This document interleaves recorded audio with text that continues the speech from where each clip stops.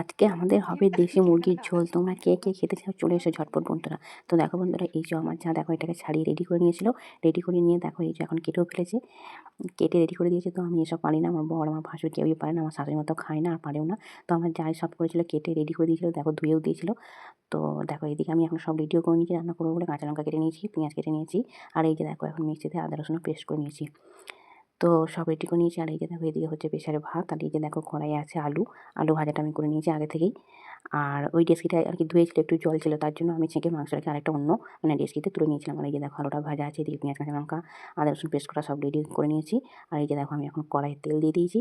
তেলটা আমার গরম হয়ে গেছিলো, আমি দিয়ে দিয়েছিলাম ফোড়নে একটা শুকনো লঙ্কা আর একটা তেজপাতা। আর এলাচ দিতাম, এলাচটা দিতে গিয়ে দেখলাম যে এলাচটা ছিল না, তার জন্য আমি পেঁয়াজগুলো দিয়ে দিয়েছি। দেখো আমার পেঁয়াজগুলো এখন লাল লাল করে ভাজা হয়ে গেছে।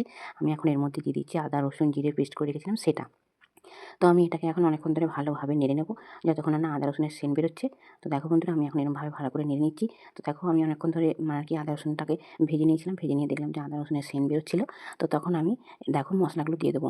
দেখো হলুদ গুঁড়ো লঙ্কা গুঁড়ো এটা আমি দিয়ে দেবো। তো দেখো বন্ধুরা, 2 চামচ আমি এখন দিয়ে দিচ্ছি হলুদ গুঁড়ো, তারপর দিয়ে দেবো 2 চামচ লঙ্কা। তো দেখো বন্ধুরা, এই যে আমি এখন দিয়ে দিচ্ছি লঙ্কার গুঁড়ো। তো এখন আমি এটাকে ভালো করে নেড়ে চেড়ে নিচ্ছি। আর এই যে দেখো কাঁচা লঙ্কাগুলো কেটে রেখেছিলাম সেগুলো আমি এখন দিয়ে দিলাম। তো দেখো আমি এখন মশলাটাকে ভালোভাবে নেড়ে চেড়ে নিচ্ছি। এখন আমি এর মধ্যে দিয়ে দেবো অল্প পরিমাণে একটু জল। তো জলটা দিয়ে আমি এটাকে ঢাকা দিয়ে দেবো। তো মশলাটা একটু, তো দেখো বন্ধুরা, আমি এখন এর মধ্যে দিয়ে দিয়েছি একটু জল। জলটা দিয়ে আমি এখন এটাকে ঢাকা দিয়ে দেবো। তো ঢাকা দিয়ে দেওয়ার পরে মশলাটা একটু ফুটে যাবে। ফুটে যাওয়ার পরে তারপরে আমি মাংসটাকে এর মধ্যে দিয়ে দেবো। তো দেখো বন্ধুরা, এই যে আমি এখন একটু ঢাকা দিয়ে দিলাম, ঢাকা দিয়ে দিয়েছি। এখন 2 মিনিট আর কি ফুটবে। তো দেখো বন্ধুরা, এই যে মশলাটা ফুটছে, দেখো কত সুন্দর আর কত সুন্দর কালারটা হয়েছে। দেখো বন্ধুরা, এখন আমি দিয়ে দেবো এর মধ্যে মাংসটা।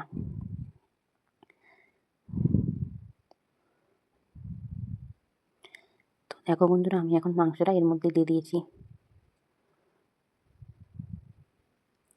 তো দেখো আমি এখন ভালোভাবে এরকম করে নেড়ে চেড়ে নিচ্ছি। তো অনেকক্ষণ ধরে এখন কষতে হবে দেশি মুরগির মাংস, বুঝতেই পারছো।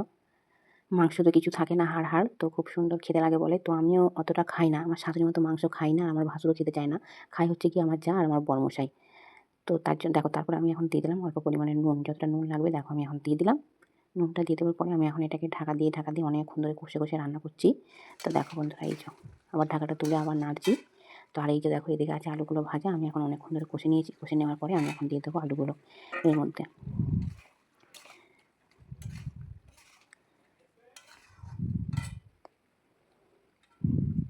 তো দেখো বন্ধুরা, আলুগুলো দিয়ে অনেকক্ষণ ধরে নেড়ে চেড়ে নিয়েছি। তারপরে দেখো এখন আমি দিয়ে দিচ্ছি এর মধ্যে জল। তো দেখো একটু তো ঝোল হবে, তারপর ধরো আলুগুলো একটু সেদ্ধ হবে। ভেজে নিয়েছিলাম আলুগুলো আর কি, হাফ সিদ্ধ হয়ে গেছে, হয়তো আরেকটু হবে। আর মাংসটা হাফ সিদ্ধ হয়ে গেছে, কারণ অনেকক্ষণ ধরে কষেছি, অনেকক্ষণ ধরে নেড়ে চেড়ে নিয়েছিলাম।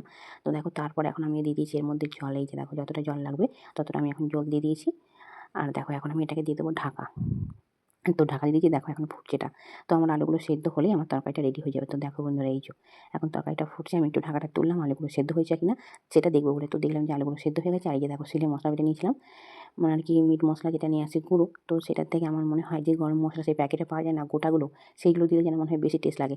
তার জন্য দেখো গোটাটা বেটে নিয়েছিলাম সিলে। আর দেখো তারপর এখন দিয়ে দিলাম, আমার আলুটাও সেদ্ধ হয়ে গেছিলো। আমার এখন তরকারিটা রেডি হয়ে গেছে। দেখো বন্ধুরা, লাল লাল দেশি মুরগির ঝোল হয়ে গেছে। তোমরা কে কে খেতে চাও চলে এসো বন্ধুরা। তো দেখো বন্ধুরা, আজকে আমাদের দুপুরের মেনুতে আছে এই যে আছে ভাত, গরম গরম ভাত। তারপরে আছে এই যে লাল লাল দেশি মুরগির মাংসর ঝোল। তো আমার শাশুড়ি মতো মাংস খায় না, তাই জন্য আমার শাশুড়ি মার জন্য এই যে একটা শাকের তরকারি হয়েছিল। তারপরে এই দেখো এটা হচ্ছে তেঁতুলের চাটনি। তো আজকে দুপুরের মেনু হচ্ছে এটাই। এই যে দেখো আমি এখন ভাত বেড়ে নিয়েছি। আর এই যে দেখো আমি এখন খেতে লেগে পড়েছি। তো চলো বন্ধুরা, আজকের মতো টাটা। তোমাদের কেমন লাগলো ভিডিওটা তোমরা লাইক করে দিও, কমেন্ট করে দিও। তোমাদের সঙ্গে দেখা হচ্ছে একটা নতুন ভিডিওতে। তখন তোমরা ভালো থেকো, সুস্থ থেকো। Tata, bye bye.